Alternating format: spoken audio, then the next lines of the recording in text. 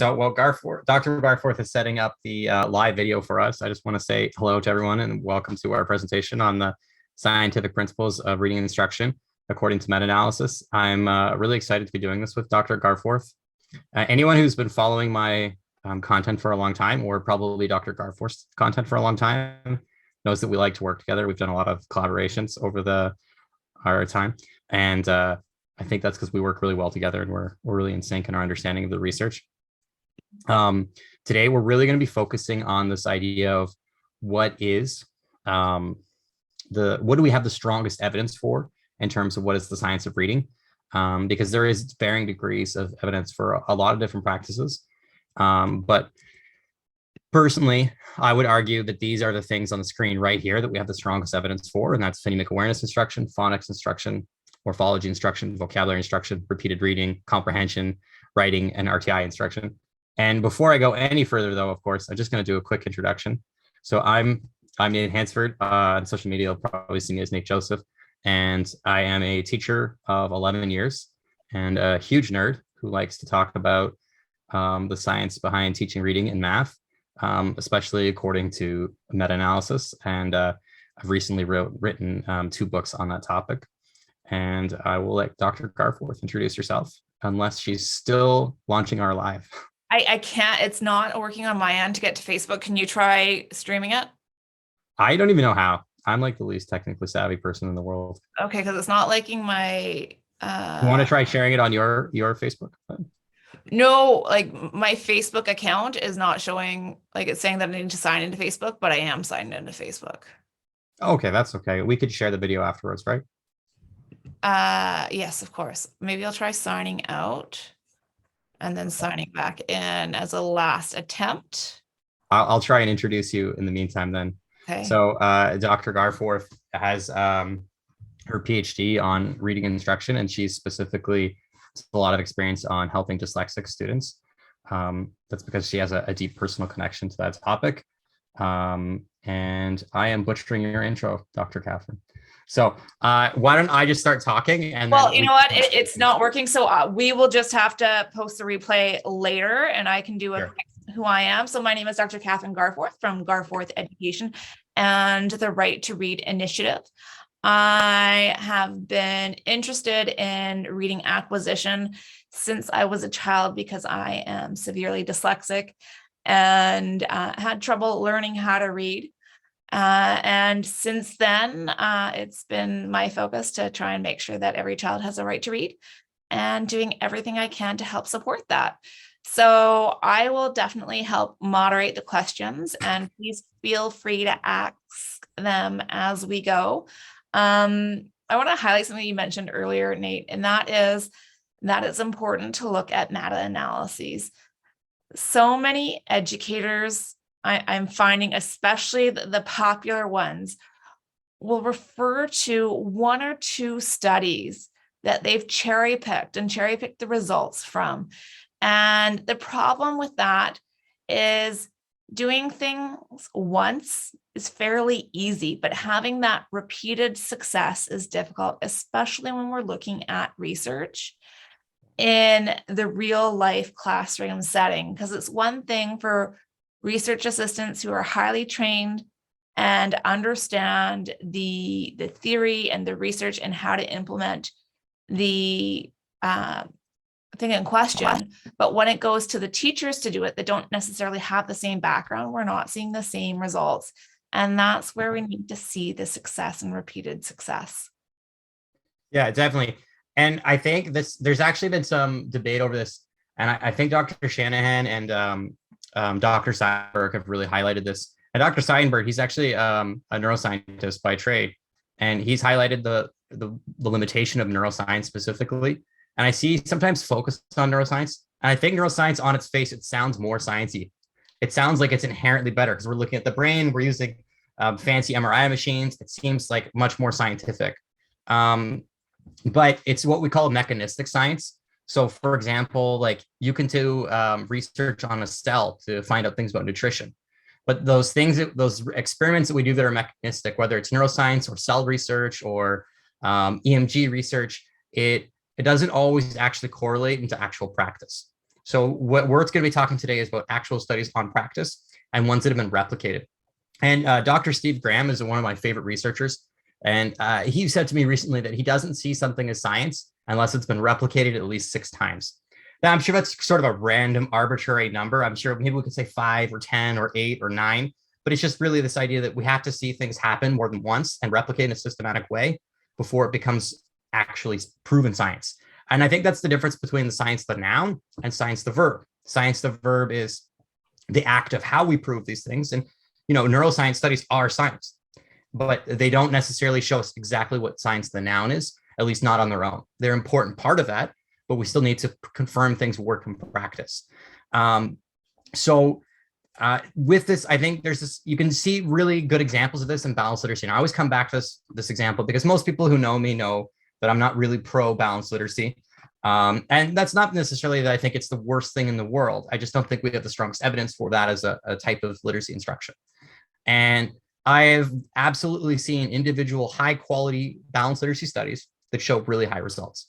And I've absolutely seen really high quality phonics studies that show really low results, even negative results. But we can't just take those 2 examples of those 2 cherry picked studies and say, this is what the science shows, or the science is inclusive.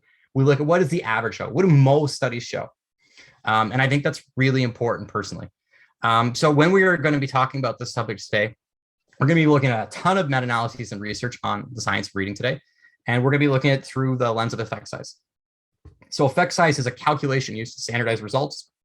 And basically, it's a percentage that's been corrected for randomness. Oh, we have a phone call coming through someone's background. That's okay. So it's not actually a percentage, but it's an easy way to interpret it. So like, for example, 0.8, we could interpret as something similar to 80%. So if you saw 80% growth, you'd be like, that's fantastic. If you see a 0.8 effect size, you should be thinking that's fantastic. But that said, in education, specifically for reading instruction, we tend to see slightly lower results. We see higher results in math, lower results in reading. It's probably harder to teach reading than it is math for some reason. Although it could be that we use more standardized assessments in reading for some reason. But generally speaking, I personally see anything above 0.4 is very significant when it comes to reading instruction. So before we get any further, let's talk about some of the limitations of meta-analysis, because there are critiques of using this type of approach. One is that research is context specific. So for example, if I have a meta-analysis on phonics and I take studies from pre-K to grade 12, that might not actually be the most valid design, because studies on grade 12s are going to show very different results than studies on pre-K students.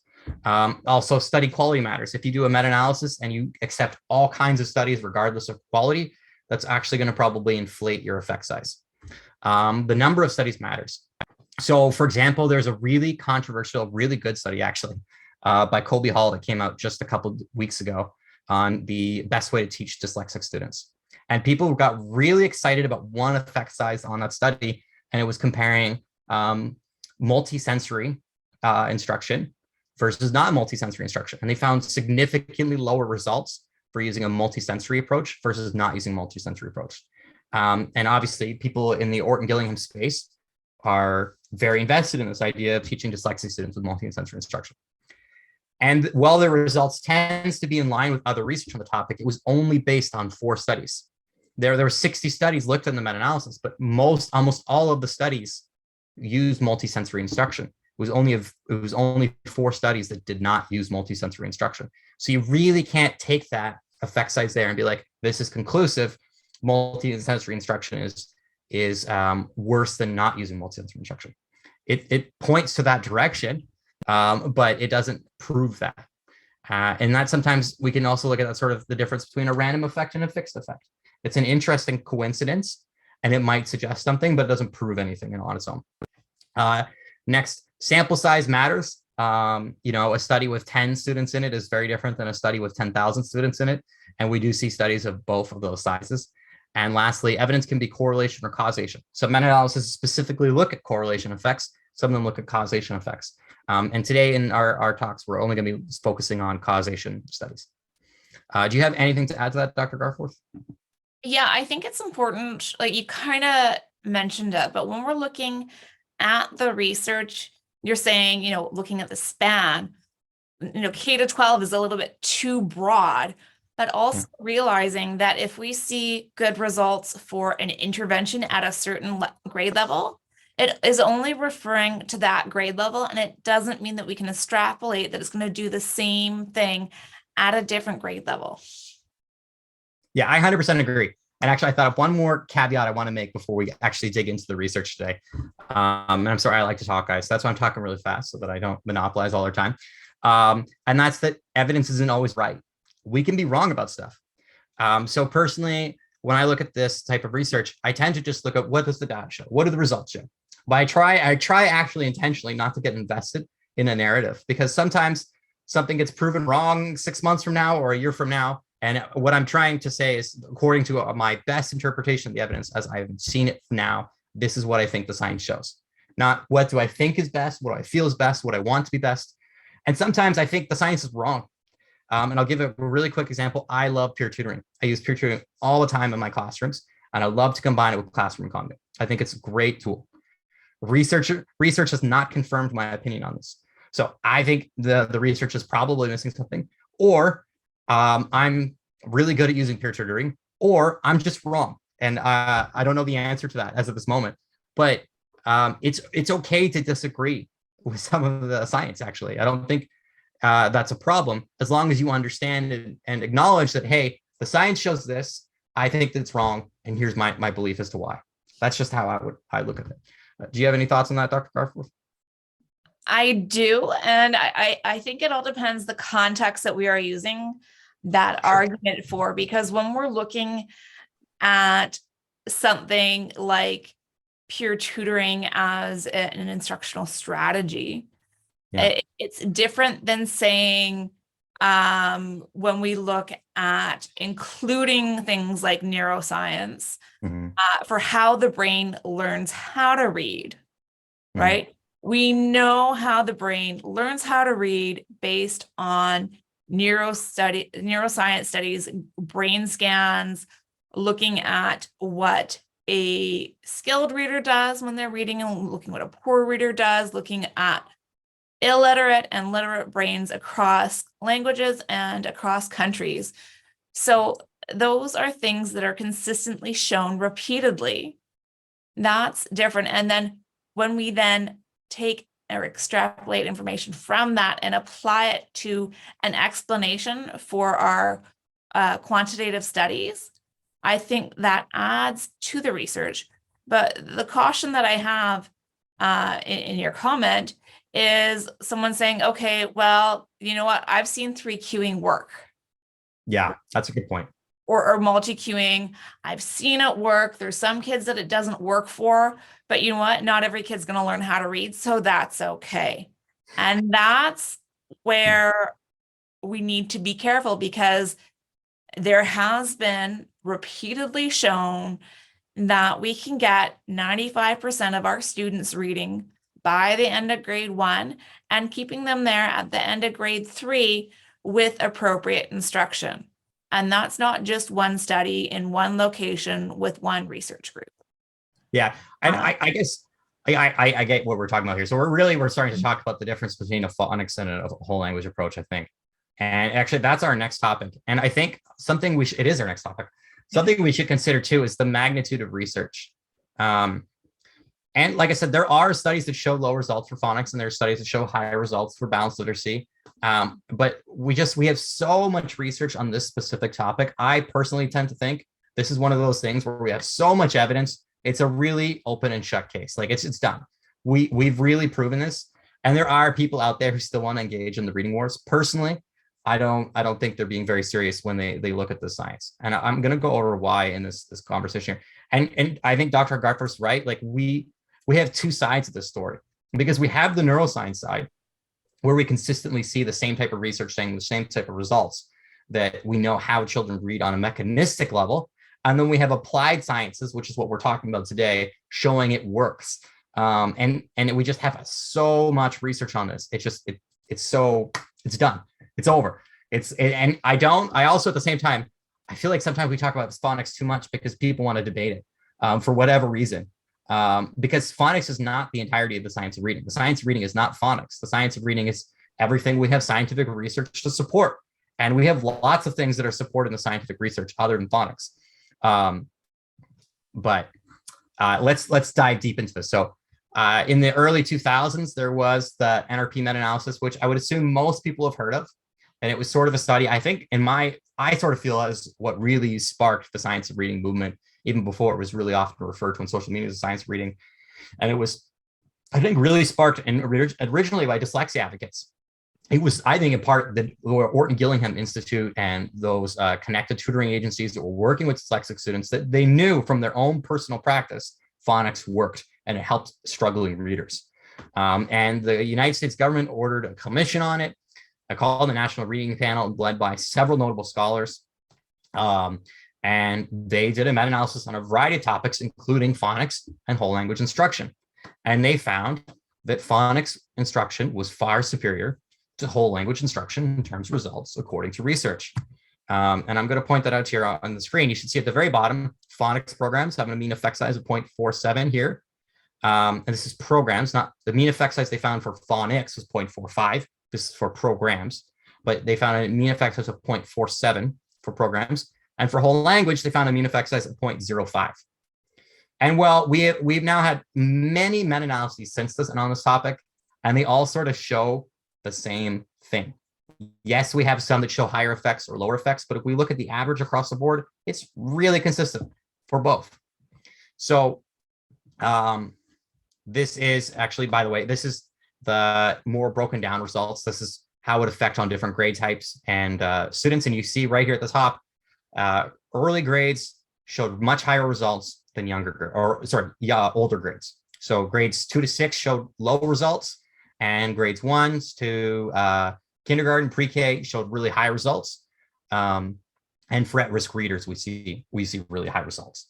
And basically what we see is students at the beginning of their learning how to read need phonics instruction.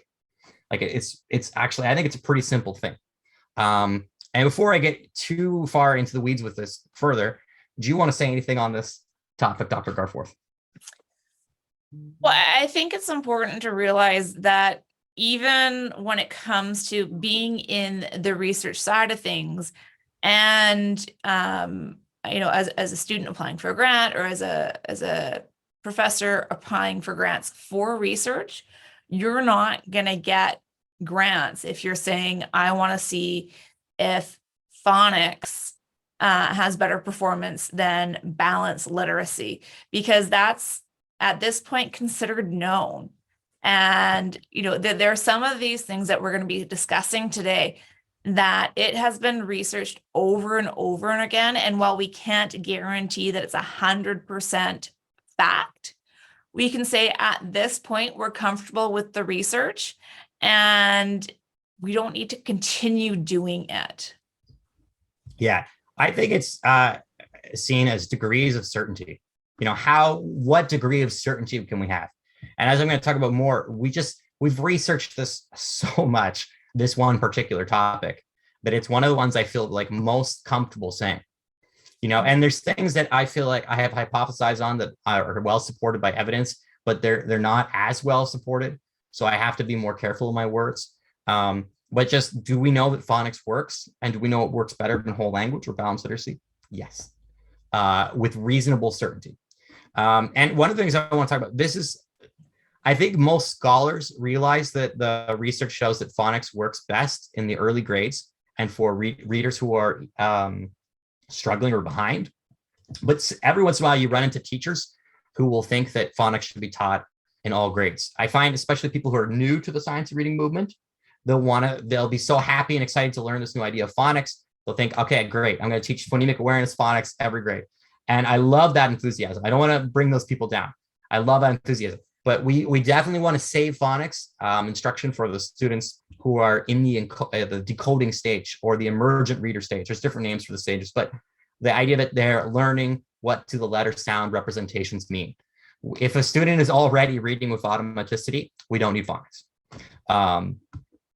Okay, so. Can I add something in there?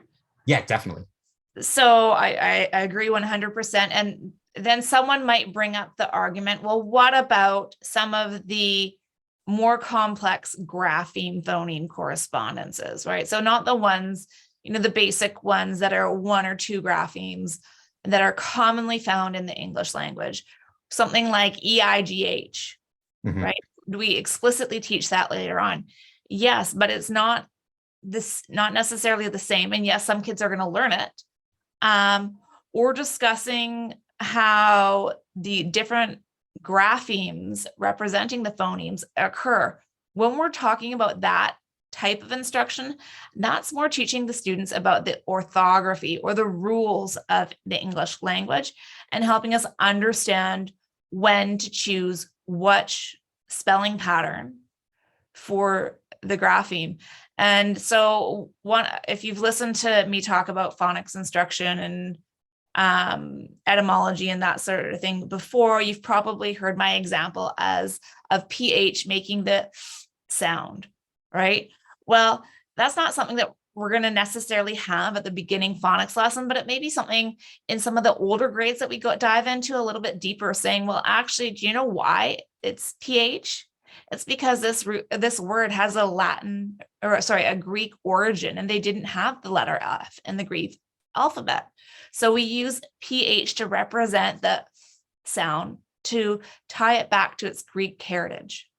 Yeah, I 100% agree with that. And just to be clear, because whenever I point this out, someone always asks me, well, what if my student doesn't know phonics yet? And if your student doesn't know phonics and they're in grade 7, teach them phonics. But I wouldn't walk into a grade 7 classroom and assume that all of the students need that. And that's why we use screening tools. That's why it's really important to assess your individual students, know where they're at. And you will have, I would imagine almost every grade 7 class is going to have 1 or 2 students who needs this type of instruction, but it's not going to be the majority.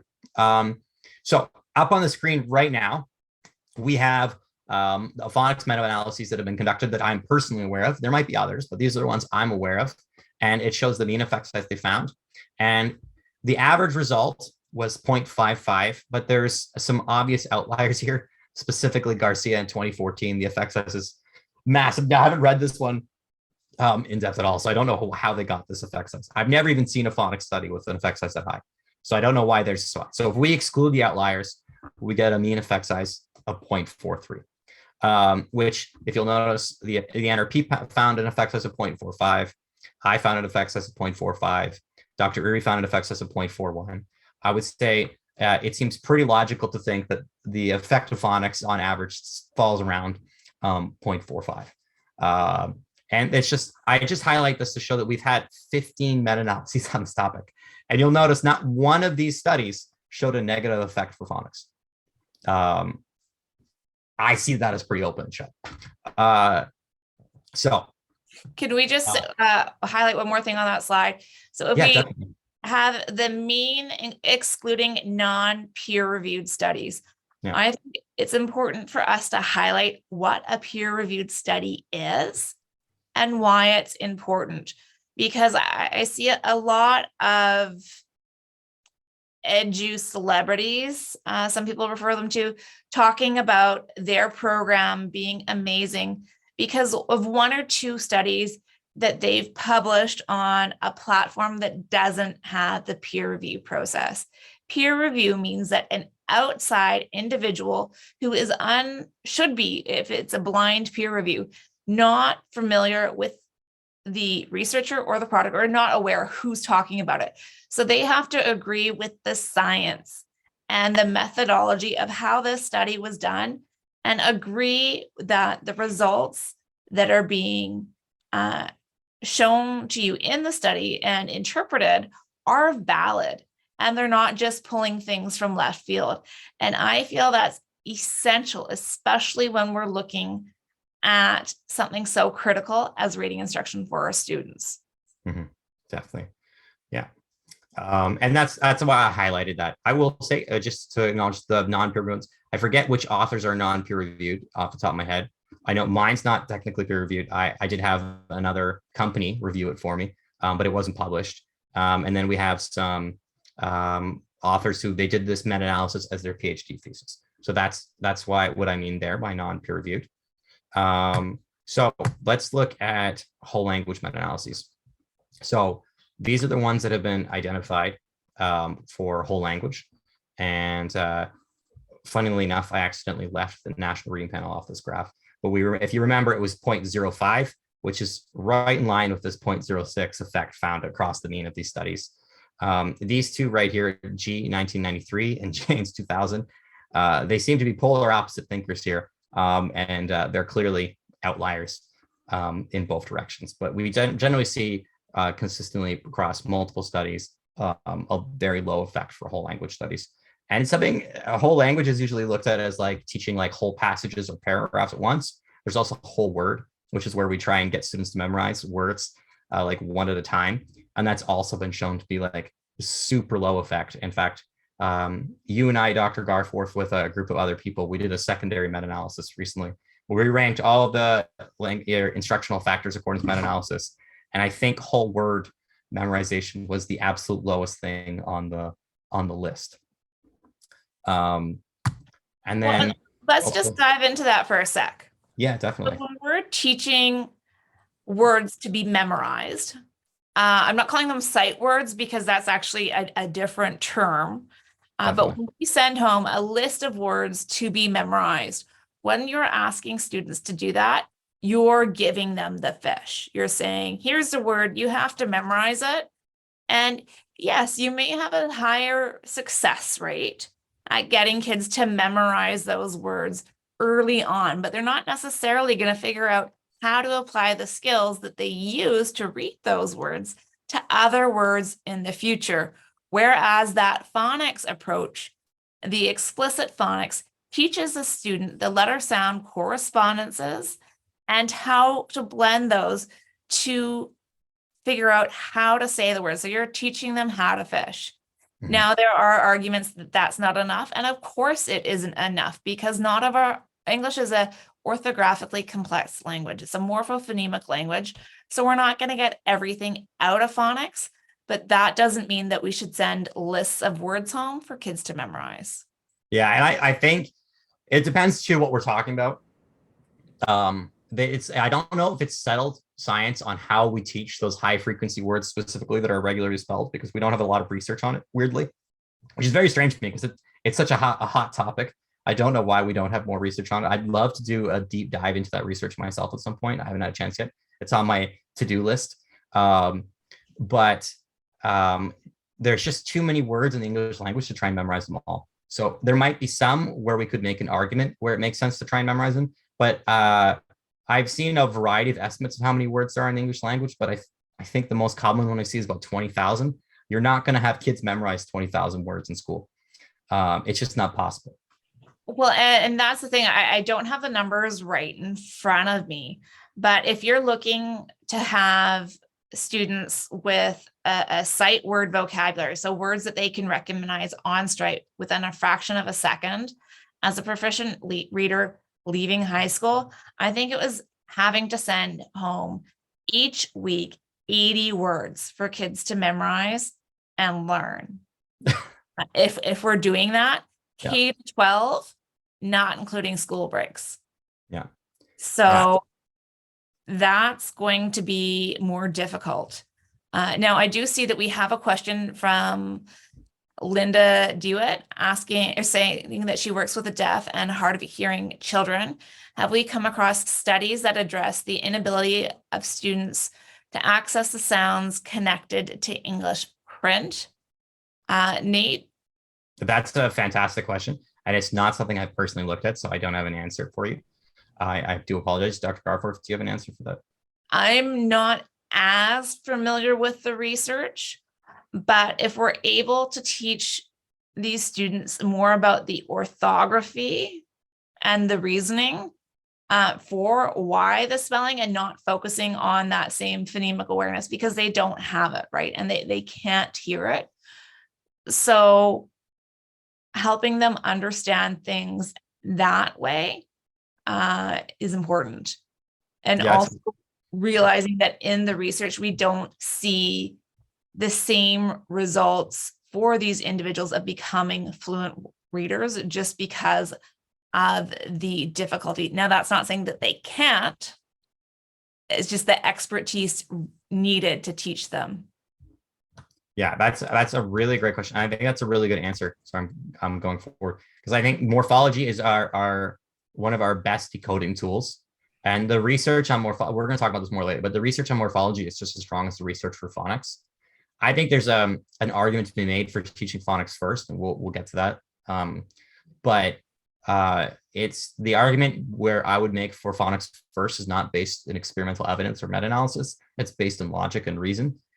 So the evidence for teaching morphology is just as strong as teaching phonics, maybe even stronger. So I would just use morphology to teach those students. That makes logical sense because it's not connected as much to the sound. It's connected to the meaning behind units of graphemes. So sorry, one more thing to mention there definitely. Is if they are deaf and using American Sign Language or another form of sign language to communicate, the difficulty is that it's a concept-based language and it doesn't have the same patterning, grammar and syntax, right, and semantics.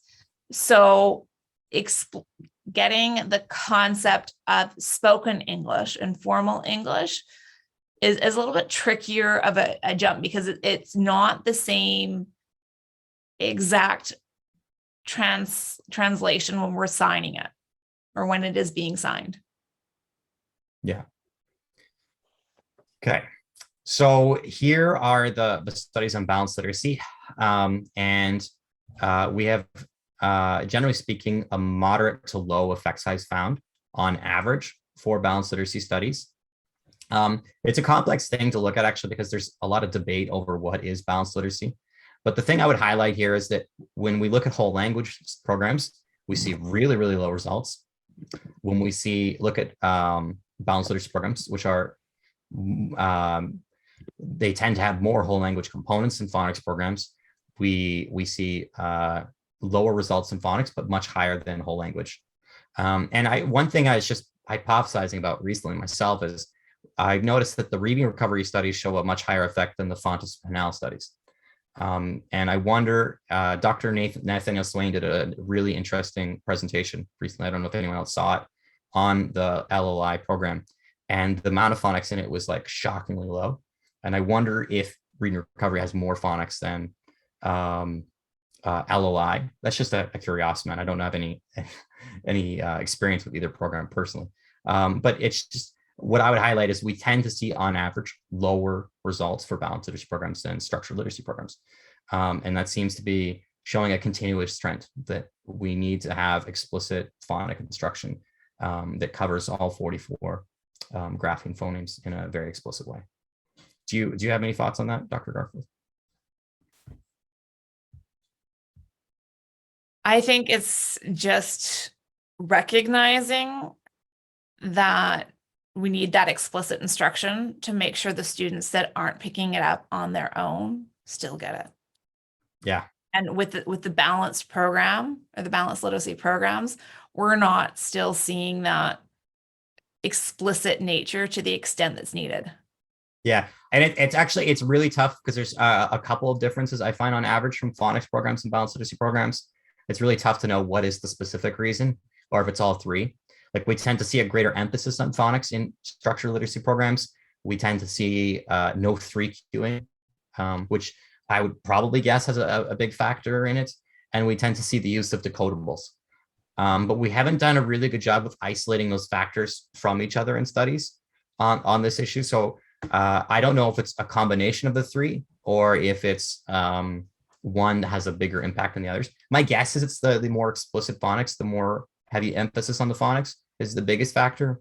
And I would guess that removing 3 cueing and adding decodables is also helping, but I don't know for sure. Another one that comes up too, I think, is that phonics programs tend to have multisensory components more often. And that's another potential difference in factor. Although I would hypothesize that that's probably the least significant of those 4 issues. Any thoughts on that, Dr. Garforth?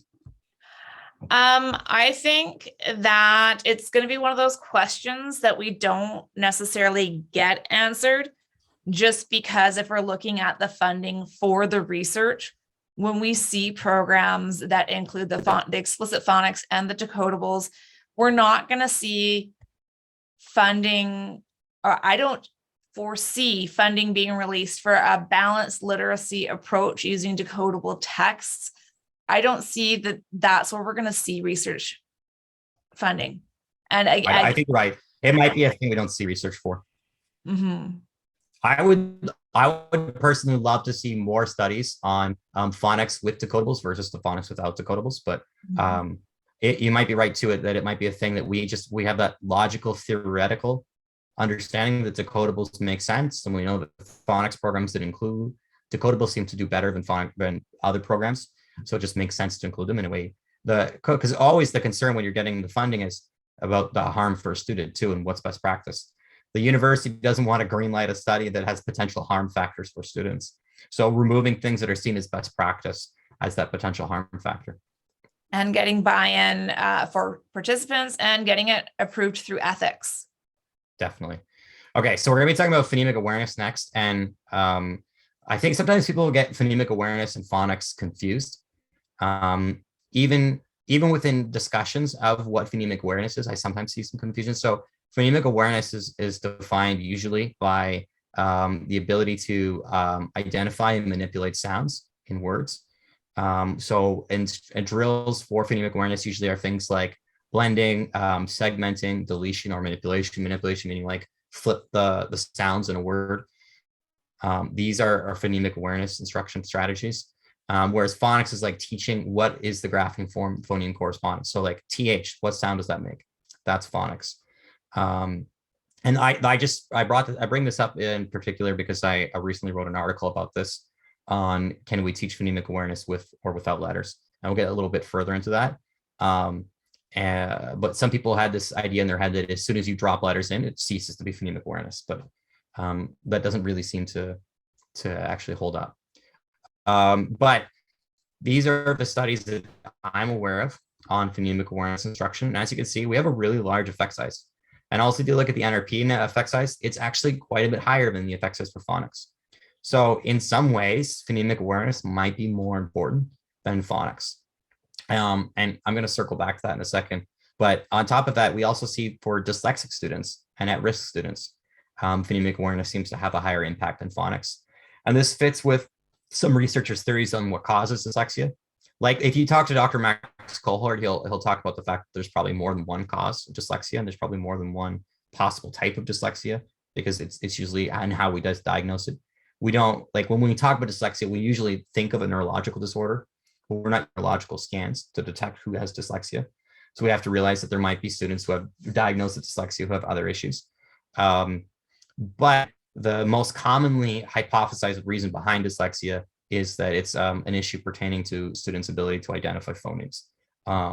So it makes a lot of sense that phonemic awareness might be the most important factor for helping dyslexic students. Dr. Garforth, any thoughts? I think it's important that we do highlight the difference between phonemic awareness and phonological awareness. So phonemic awareness is part of phonological awareness, but there are activities around phonological sensitivity that aren't showing that high effect size, and understanding that we need to really focus the time of our instruction on things that are going to make the biggest impact on our students' lives instead of doing those, make work tasks, because there isn't enough time to get everything we need in instruction for our students. Mm-hmm. Yeah. So this is the mean results found for the National Reading Panel meta-analysis on phonemic awareness. And in fact, they had, if memory serves me correct, they actually had more phonemic awareness studies than they did phonics studies included. It really, I think it really helps to highlight some key factors that we need to realize.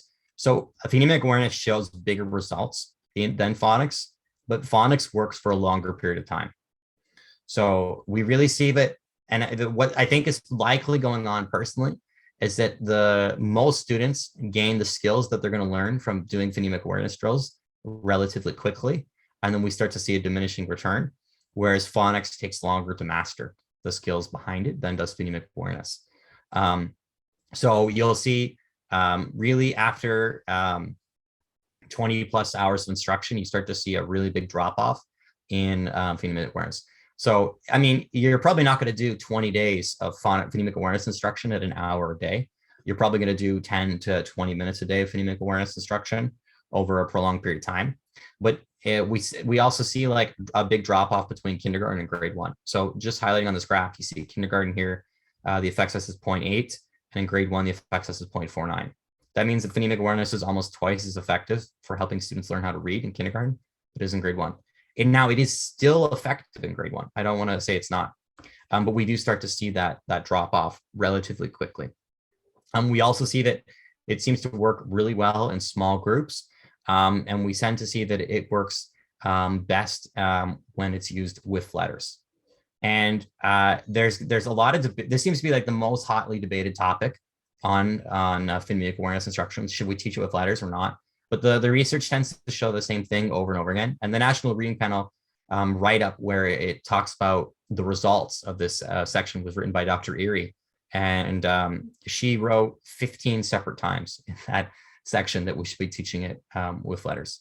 And for me, she's a rock star. Like I'm such a nerd that I think of researchers as rock stars, but Dr. Nalini Erie is, I just think, she's one of the most accomplished researchers in the world on this topic. So if she says something, I listen. But it just seems that it works better with letters. And now I think the point is we're not, because phonemic awareness is not a reading skill in itself. It's a skill that is meant to help reading. So what really matters is students' ability to connect sounds and graphemes together, which is admittedly phonics. But we don't want students to be doing phonemic awareness for the sake of getting good at phonemic awareness. We want them to be doing phonemic awareness so that they can learn how to read better. Now, there's some caveats to that, and I'm sure Dr. Garforth can do a great job getting those caveats. So I'll give her the mic. Okay, so my take on phonemic awareness is we have to take an understanding of what exactly it is and why we're asking for it.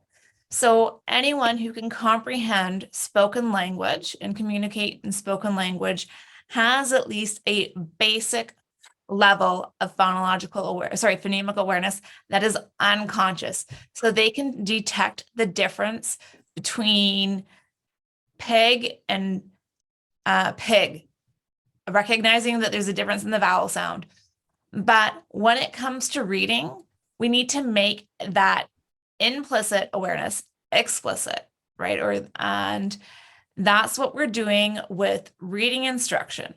So when children first enter school, this is the first time they're really having to be consciously aware of the phonemes in the language for the purpose of reading and spelling, or decoding and encoding words.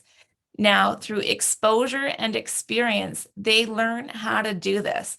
And that's why we're seeing in kindergarten these huge results, because we are first seeing these introduction of the letters and the sounds at a level where we're asking them to analyze it. Now, when you look at research studies, you're looking at a pre-test and a post-test, and the effect size is looking at how much change you have from the beginning of the end to the end of the study. And that's what we're judging whether it's an effective intervention or strategy.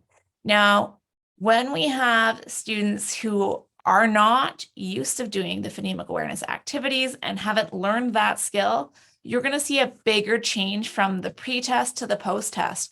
But as students get that skill, your potential for increase in skill through training is going to diminish, right?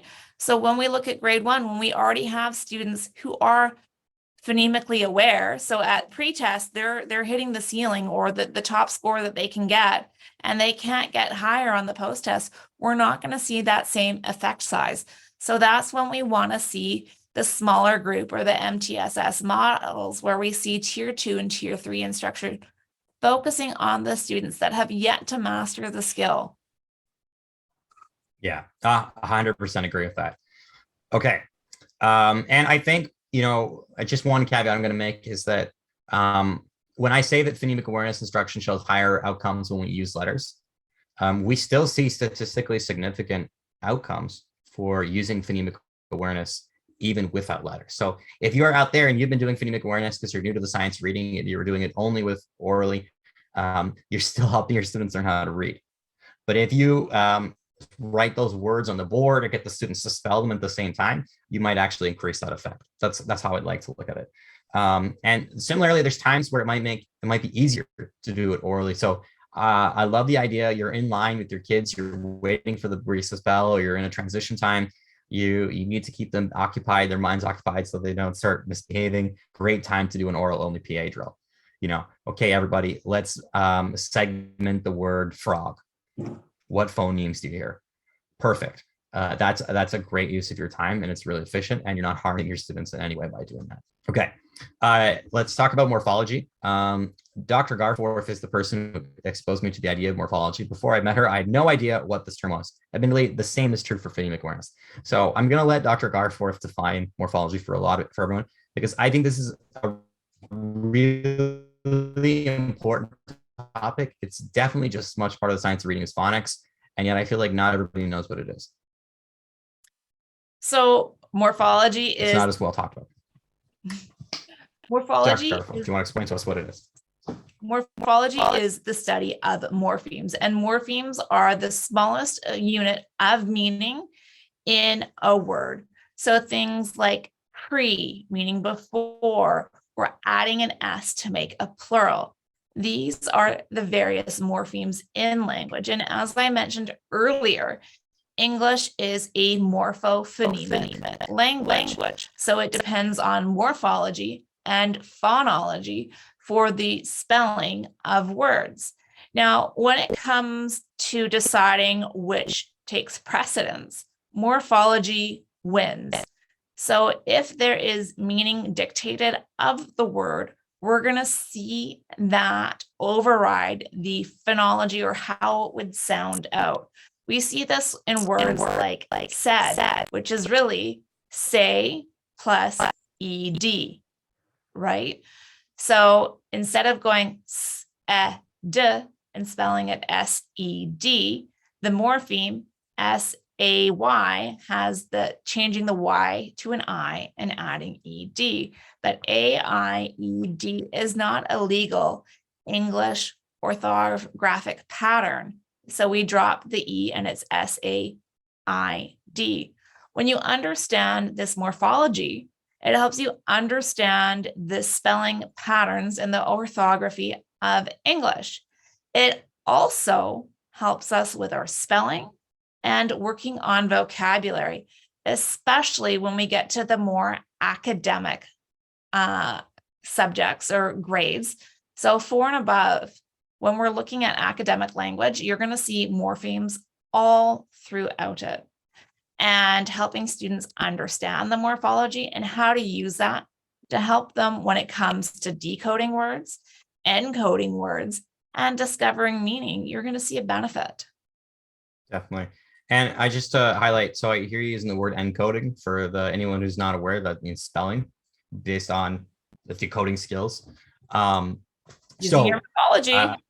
Yeah, right. And so this year, what you see on the screen is it's a secondary meta-analysis. So I took the average of all the morphology meta-analyses that I'd found. There is one new one that I'm aware of that I haven't updated the list to include, but it includes 4 different meta-analyses, one by Bowers et al., one by Galushka, one by Reed. And I'm forgetting the other author, but it'll come to me hopefully. And what we see is that morphology is better for older students. It shows a higher effect overall. It shows a higher effect for spelling outcomes, and it shows better outcomes for comprehension, which makes sense because it's directly connected to comprehension. Whereas we see for phonics, we see higher outcomes for decoding. So, and that actually makes a ton of sense, by the way, if you think about it, because phonics for decoding is easier in the sense that it's more universal. There's only 44 phonemes. I looked it up the other day. I think there are 2,000 morphemes in the English language. So you're not going to teach your pre-K students 2,000 morphemes to make them proficient readers. So personally, and there are some people who love morphology. Dr. Bowers is one of them. who would argue against me on this, and who would say, looking at this effect size right here, morphology for primary, we should teach morphology first. But we have far less studies on morphology than we do on phonics. So I think it's not quite an apples to apples comparison. It's more like an apples to orange comparison. But I think there's a logical reason to teach the phonics first, because it's simpler, it's easier, it's faster. So when students are first learning how to decode, it makes sense. Now there's a caveat, and I think Dr. Garforth wants to make it, and I'm going to guess it has something to do with suffixes. Do you want to give a caveat there, Dr. Garforth? Oh, well, it should be integrated. But the other argument that I have against starting with morphology or only focusing on morphology is the incredibly steep learning curve you need to take as a teacher to understand. Oh yeah, it's huge. Morphology. It is huge. It is time consuming.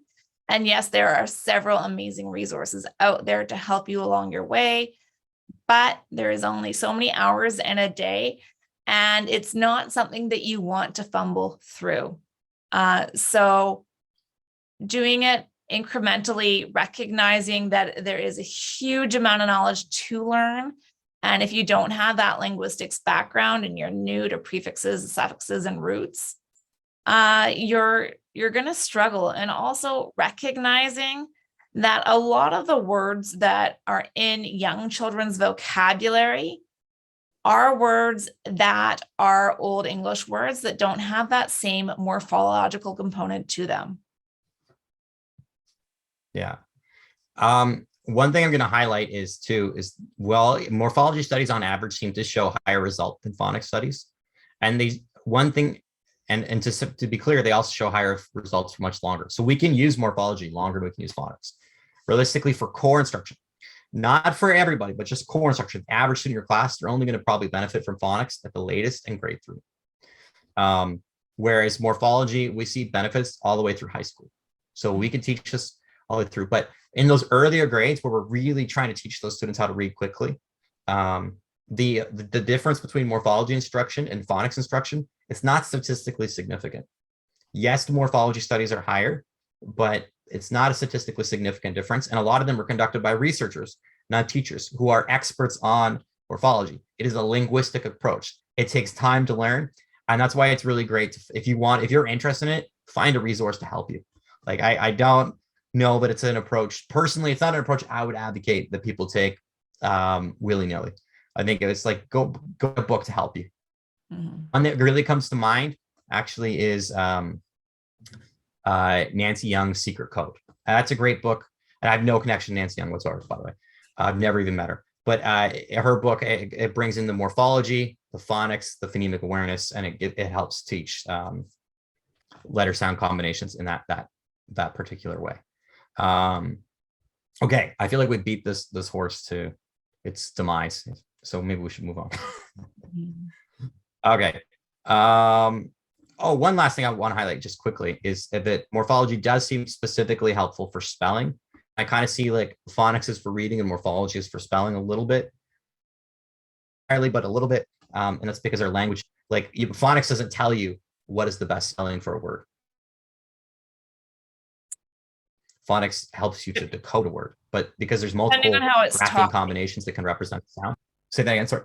Depending how it's taught, you can have some orthographic teachings along there embedded in your phonics instructions. So you're not just working on the grapheme, phoneme, or the letter sound correspondence.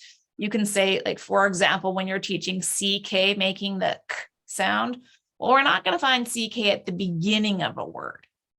And we find it after a short vowel sound. So that gives students a little bit more information about when we use the CK. So we're not going to spell the word cat, C-K-A-T. Okay. So I'm going to be honest with you, Dr. Garforth. I think my internet connection is cutting out a little, so I didn't quite catch that. I'm going to move on. You hear me okay, Dr. Garforth? Can you just give me a thumbs up? I'm in and out? Yeah. Okay. Start taking over repeated reading. Do you want to explain to the audience what repeated reading is? Repeated reading in the sense that we're talking about it, is reading a text more than once to build reading fluency. Is not necessarily sitting down with a student, reading 1 minute and then timing them 3 times. We're looking at using it as a strategy to build fluency and not a measure of fluency. Yeah. So these are the meta-analyses on repeated reading, and you'll see that the effect sizes are very high. I have consistently argued for repeated reading because that one fluency intervention where we have a ton of research on it, and it all seems to show really good effects. So it's just very obvious this is an evidence-based practice. Some people don't like repeated reading for the very fact that it just seems boring. Like, I get it. Reading the same thing over and over again is boring. And that's why I think, one, text choice matters. Like, I wouldn't do a repeated reading with a dictionary unless you hate your children or your students. And 2, I wouldn't do it for like a class. Like, I really wouldn't organize a class, be like, today's our phonics class, tomorrow's a repeated reading class, the next day's the morphology class. No, it makes far more sense to include a little bit of all of these in one lesson. Although I think depending on the grade, you might change the order or what is the biggest focus. So repeated reading, in my mind, it really makes the most sense in that grade 3 to grade 6 range, where students, hopefully they're already decoding quite well and they're building up to automaticity in their reading levels or in their reading ability.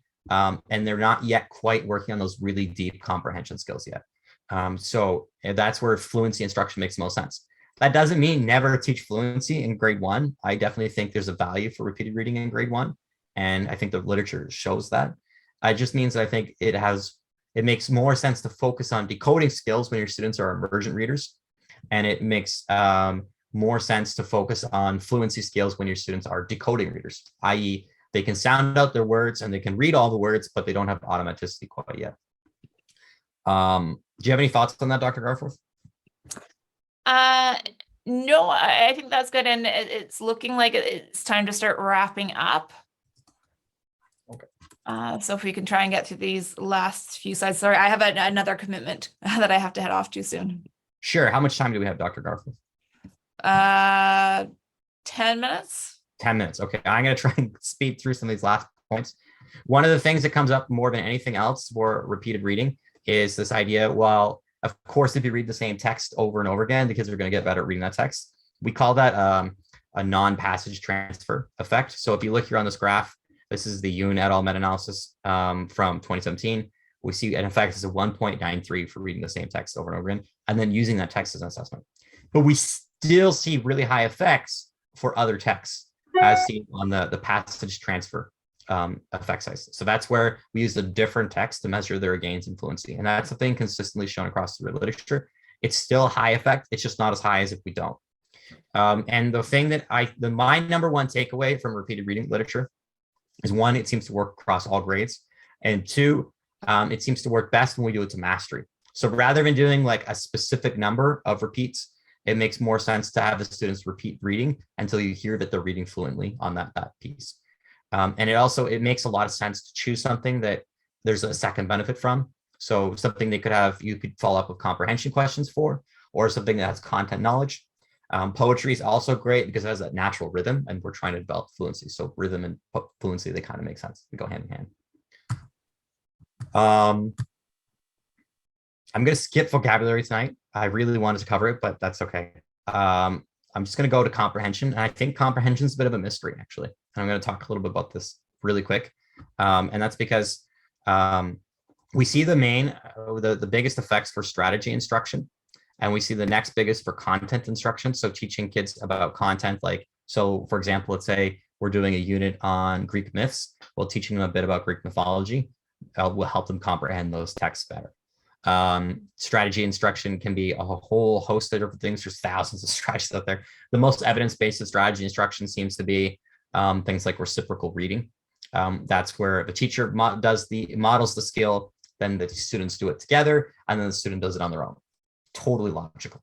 Another one that we see strong effects for is metacognition strategies. So getting students to pay more attention to their own understanding of the reading.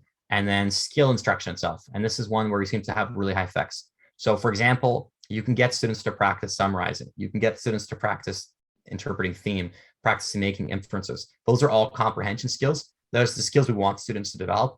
And it turns out having students practice those skills really matters. It makes them better. If you practice identifying the theme, you're going to get better at identifying theme. Who would have thought? But one caveat I'm going to make is that comprehension instruction is often measured on its assessments on non-standardized tests. And when we have the studies that do non-standardized tests, they tend to show really low, on standard tests, we seem to see really low results. And on researcher-made ones, where like the researcher made their own assessment and then taught to it, the research outcomes are really high. And it might be just that research outcomes are specific to the context for comprehension. So for example, if you're teaching main idea, kids might get better at identifying main idea, but they might not improve their score on a comprehension reading assessment overall. And I think we actually need more research on this specific area to differentiate what comprehension instruction methods transfer over to generalized comprehension rather than specific comprehension. And I'm actually working on a meta-analysis on that myself with a group of people right now, which I'm really excited about. But in the interest of wrapping things up, because I see people are leaving to tuck their kids into bed, Dr. Garforth has another meeting. I'm just going to tell people where they can learn more about this topic. Almost all of this content actually came from my website, www.teachingbyscience.com or www.pedagogynon-grata.com, where most of my content is completely free. I also have books that I put out that look at this content in a more systematic approach. So I go through it one topic at a time, scaffolded. I have one on generalized teaching and one on reading called The Scientific Principles of Reading Instruction. If you're interested, you can click on the teachingbyscience.com/books link. And actually, Dr. Garforth and I, Dr. Garforth made a course in which I contributed in a small way. And we actually go through all of this information in the course in much greater detail than you've heard tonight in this presentation. So there's I believe a couple hours on each of these individual topics, opposed to us trying to cram everything into 1 hour for a webinar. So do you have anything you want to say to add to that, Dr. Garforth? No, and we will make sure that this is available as a video replay and also as a special edition of the Right to Read Initiative podcast if you're wanting to get more information. And we will include the links on the show notes if you are looking to get those. Awesome. Well, thanks everyone for your time tonight and coming out to listen to our presentation. I enjoyed having you and listening to your thoughts. Bye for now, everyone.